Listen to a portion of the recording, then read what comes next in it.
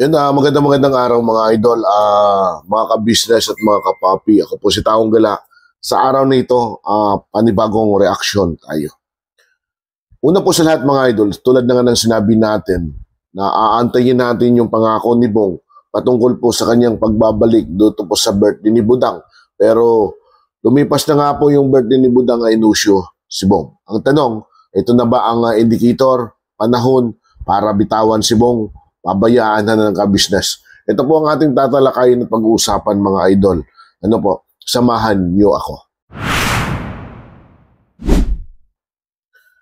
Okay, so matapos nga pong pag-usapan ni Mrs. Ka-business at ni Bong, nag-usap sila di po ba? Sinabi niya na sa birthday ni Budang, tapos nung nakausap siya ni Intoy, sinabi niya na ganun, babalik ako at magbibigay pa ako ng regalo sa birthday ni Budang. Pero, ang nangyari ay no-show itong si Bong. Isa sa malaking katanungan, papanahon na nga ba na pabayaan, hayaan na si Bong ni Mr. Ka-business? Well, mga idol, ako para po sa aking opinion, ganito po ang ito po naman ay suggestion. Una, antayin na lang kung kailan babalik si Bong.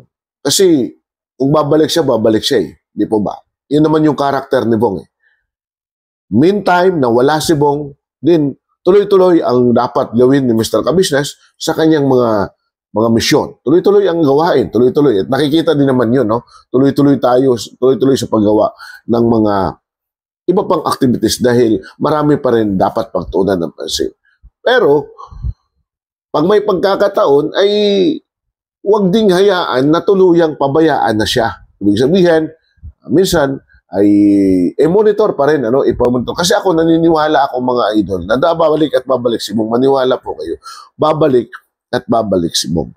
Kahit saan ang gulo, huwag natin kalimutan na si Bong ay naging kaparte ng ka-business. Doon po sa ito pong message na ito ay pinapatungkol ko po sa mga followers. Kasi sabi nga ng mga followers ito na, tama na, enough na, pabayaan si Bong. So, kahit saan ang gulo, hindi natin dapat kalimutan na kaparte ng ka-business si Bong. No?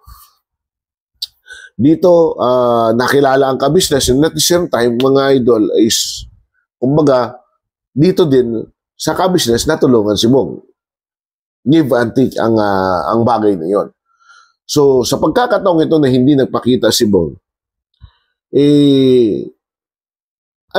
kumbaga, hayaan lang kung saan siya masaya ngayon, no? Kasi naniniwala ko na darating siya. Hayaan lang kung saan siya masaya, kung ano ang ginagawa niya. Pero, ito po pinakamagandang payo ko kung nanonood ka, Bong.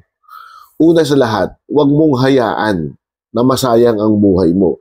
Kasi the more na nakalublob ka dyan, sa komunidad, the more nandyan ka, baka po magkasakit eh. Yun ang, iiwasan mo Bong, huwag mong hayaan na magkasakit ka kasi napakahirap na. Napakahirap. Ngayon, sa estado ng kalagayan ng iyong katawan, hindi malayo na talagang dapuan ka ng sakit. Dahil una, yung kondisyon mo ay medyo mahina na nga, di po ba? Nagagamot ka pa. So ngayon bumalik ka sa ganyan. Huwag mong sayangin ang pagkakataon. Kumbaga huwag mong tigasan ang puso mo. Ang isa lang dito mga idol sa nakikita ako na medyo baka mahirapan, dahil di po ba si Bong ay minsan, yung kanyang pride.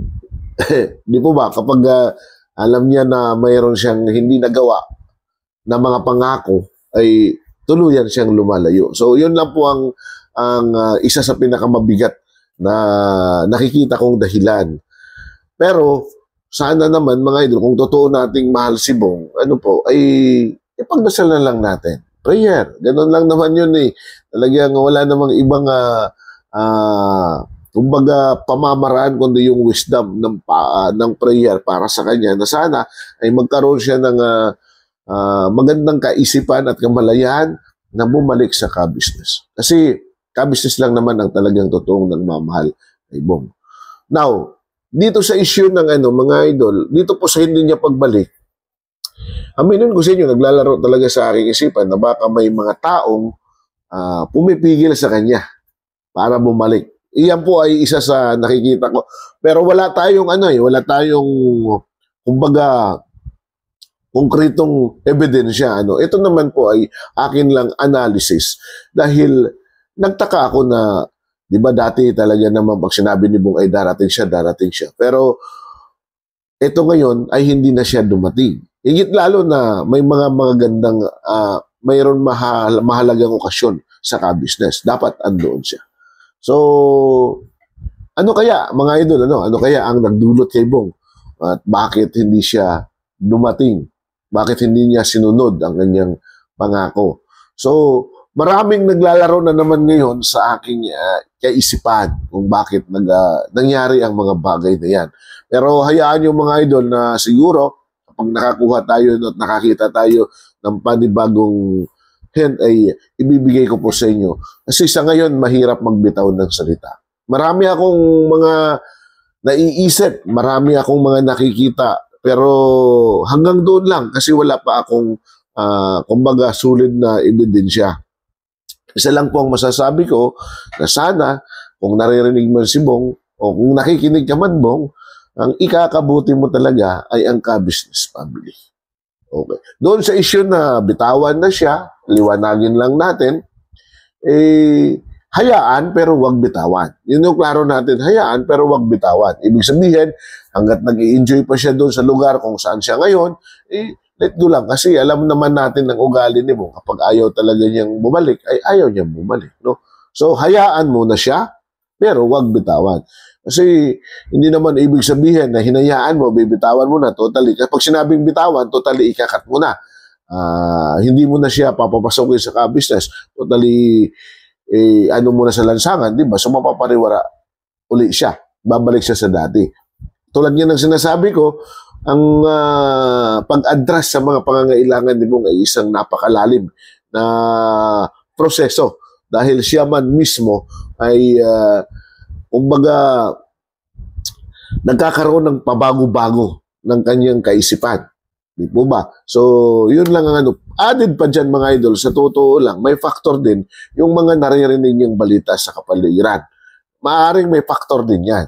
No? Doon sa mga sinasabing, ito kasi maniwala ko kayo, may mga nagmamarites din sa kanya. Kung mayroong mga taong yung mga nagmamarites, bumubulong-bulong sa kanya, na lalong nakaka-distract ng kanyang kamalayan. No? Pero sana naman, Bong, kung nakikinig ka, isa po sa talagang makakabuti lamang sa iyo ay ang bumalik sa ka-business. Walang ibang magmamahal sa iyo ng totoo, kundi ang ka-business. Walang ibang magbibigay sa iyo ng pagmamahal na talagang totoo, na mauunawaan ka mula sa pinakadulo ng iyong pinanggalingan, kundi ang ka-business. So, nasaan ka man ngayon, Bong, at kung maririnig mo ito, makakaabot ito sa iyo, wala pong ibang pamamaraan, kundi ang bumalik ka. Kayo mga idol, ano po ang inyong saloobin dito sa isyong ito na ngayon ay hindi nga po natupad ang pangakong pagbalik ni Bong sa ka-business? Comment down below mga idol. Ako po si Taong Gala. At syempre, let's do ko ni ka-business official, ka-business family, and Papa Dens. Ganon din po mga idol, ano po ang inyong abang lingkod, Taong Gala, at ang lahat ng mga reactors, at isama po natin ang lahat ng mga kagwang, lalo na po ang channel ni Kuya Bong. Hanggang sa susunod na video, mapagpalang araw sa atin.